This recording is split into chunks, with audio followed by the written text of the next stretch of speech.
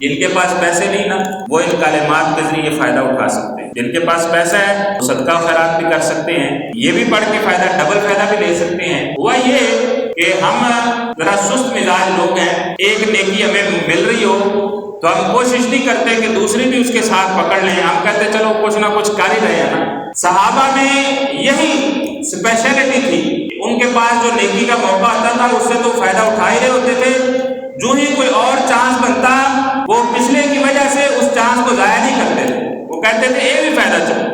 رسول اللہ صلی اللہ علیہ وسلم کے پاس چند فقراء غرباء صحابہ وہ نبی صلی اللہ علیہ وسلم کے پاس آئے، آ کے انہوں نے ایک اپنی پریشانی کا اظہار کیا۔ پریشانی یہ تھی ذهب اهل الدثور بالاجور يصلون كما نصلي ويصومون كما نصوم ويتصدقون بفضول اموالهم۔ اللہ کے رسول یہ جو مالدار ہے نا، یہ جو مالدار ہے روپے پیسے والے، یہ اجر سمیٹ کے لے گئے سارا، یہ ہر شے سمیٹ کے لے گئے، ہمارے لیے بچے ہی کچھ نہیں۔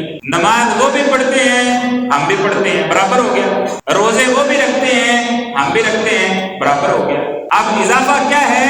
وَيَتَصَدَّقُونَ بِفُضُولِ أَمْوَالِهِمْ، ان کے پاس مال ہے، پیسہ ہے، وہ صدقہ و خیرات کرتے ہیں۔ ہمارے پاس پیسے ہیں ہی نہیں، ہم صدقہ و خیرات نہیں کر سکتے۔ آپ علیہ السلام نے فرمایا ہاں تمہارا یہ جو پریشانی ہے نا، تمہاری پریشانی یہ بالکل درست ہے، سوچنا چاہیے کہ نیکی، مالدار تو نیکیاں کما رہے ہیں، ان کے پاس نیکی کا ذریعہ ایک اور زیادہ ہے، ہمارے پاس نہیں ہے، تو کیا کریں؟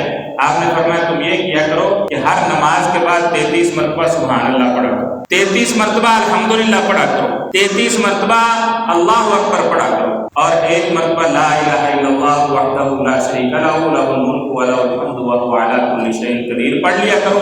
دن میں کتنی نمازیں ہیں؟ 5 نمازوں کے بعد اگر یہ 100 مرتبہ آپ کلمات پڑھ لیں تو یہ کتنی تسبیحات ہو گئی؟ 500 تسبیحات ہو گئی۔ آپ نے فرمایا تم جب 1 مرتبہ سبحان اللہ کہو گے اللہ تمہیں صدقے کا ثواب دے گا، تم الحمدللہ کہو گے اللہ تمہیں صدقے کا ثواب دے گا، تم اللہ اکبر کہو گے اللہ تمہیں صدقے کا ثواب دے گا، ہر کلمے پہ اللہ تمہیں صدقے کا۔ تو دن میں کم از کم 500 مرتبہ یہ پڑھو گے تو 500 مرتبہ تم اللہ کی راہ میں صدقہ کرنے والے بن جاؤ۔ وہ صحابہ بڑے خوش ہوئے، انہوں نے کہا کہ موجیں لگ گئی ہیں، ہمارے پاس جو کمی تھی وہ آج پوری ہو گئی ہے۔